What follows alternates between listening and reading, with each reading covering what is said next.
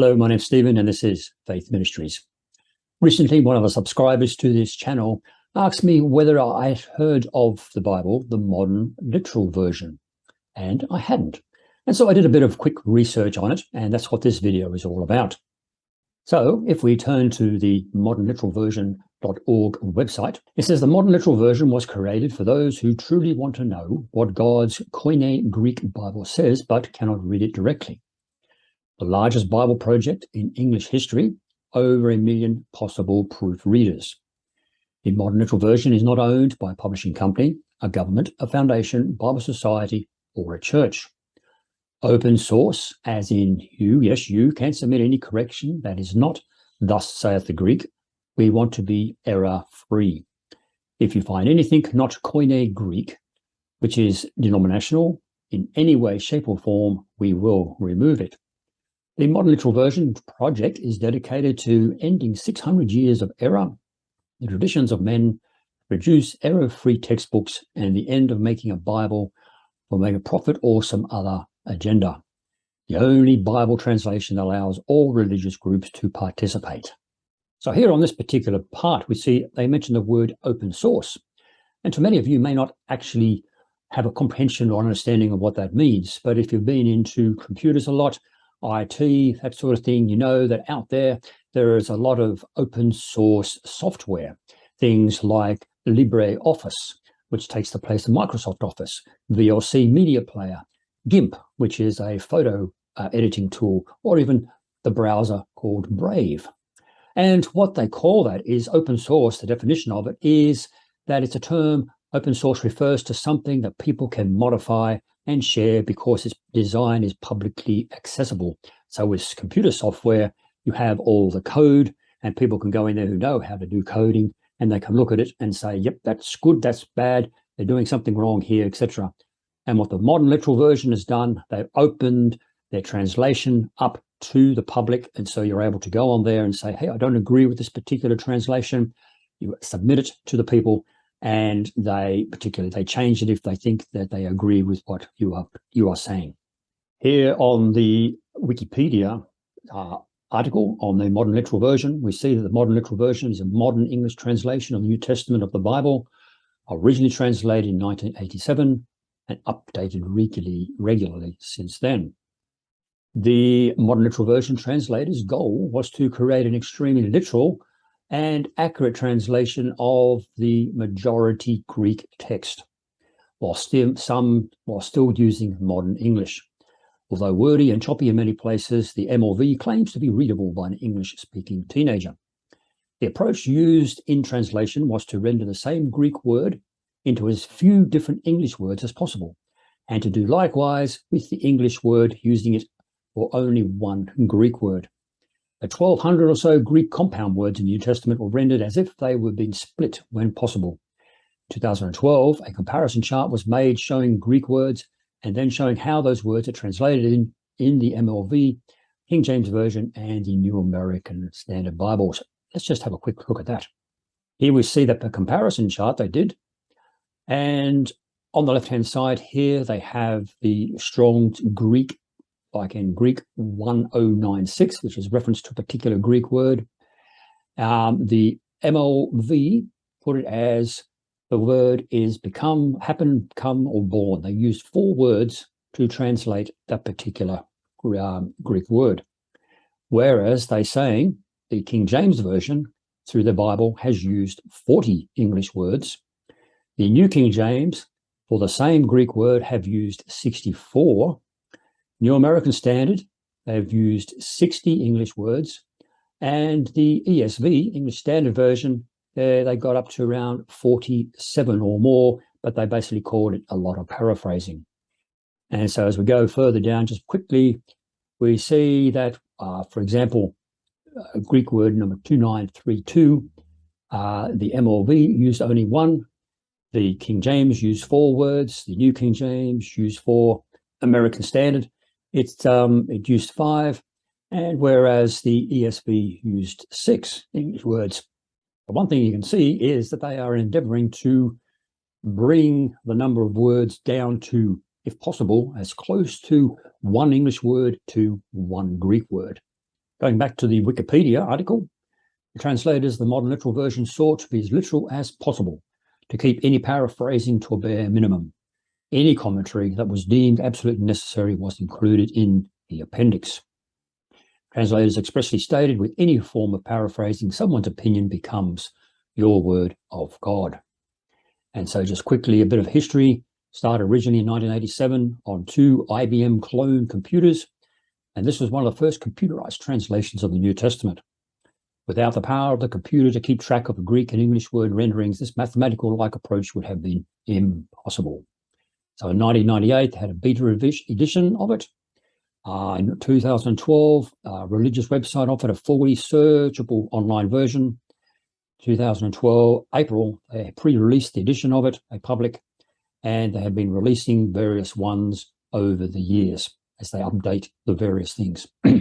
So before we go any further, let's have a quick comparison between the modern literal version and, say, the New American Standard Bible, 1995, which on most spectrum charts of being most literal compared to the word for word or paraphrasing, etc., the New American Standard Bible tends to be way to the left, over towards the word for word translation. So let's just have a quick look at a couple of verses here in Romans 12, 1-2. We read that the MLTV says, "Therefore, brethren, I am encouraging you, through the mercies of God, to present your bodies as a living sacrifice, holy, well-pleasing to God, which is your logical divine service, and not to fashion yourselves to this age, but to be transfigured by the renewal of your mind, that you may be proving in you what is the will of God, the good and well-pleasing and mature."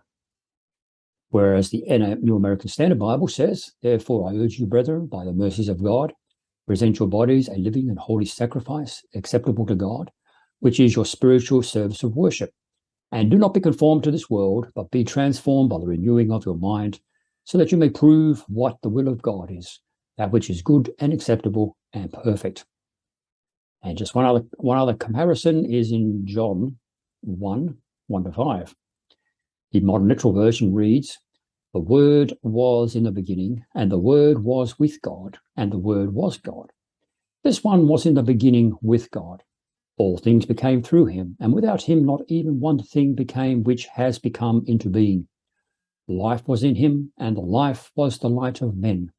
And the light is appearing in the darkness, and the darkness did not overtake (brackets or comprehend it). The New American says that in the beginning was the Word, and the Word was with God, and the Word was God. He was in the beginning with God.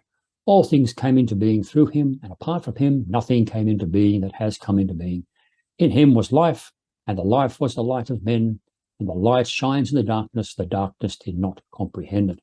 Now, one thing I'd like just to draw attention to is down here we have the Greek translation of that first verse. The Word in the beginning was the Word, and the Word was with God. And it's interesting that the actual Greek word here, that Greek word is there to do with the beginning. And here we have the Greek word for the word, which is logos. And I find it interesting. I'm not a Greek scholar, but I find it interesting that the New American Standard, the King James, and all the others, they have "in the beginning was the Word." And here we see "in the beginning was logos," the Word. Whereas for some reason, I don't know, the modern literal version has put "the Word was in the beginning." So they've changed this, brought it to the front,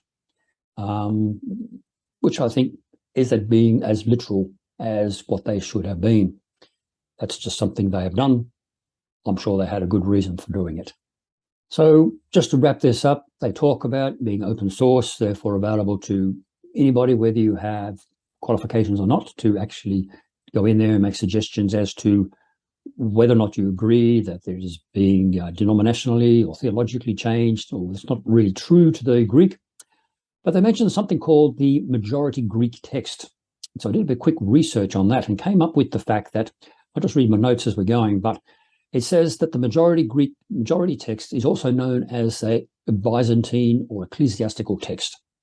It's a method of determining the original reading of scriptures by discovering what reading occurs in the majority of manuscripts.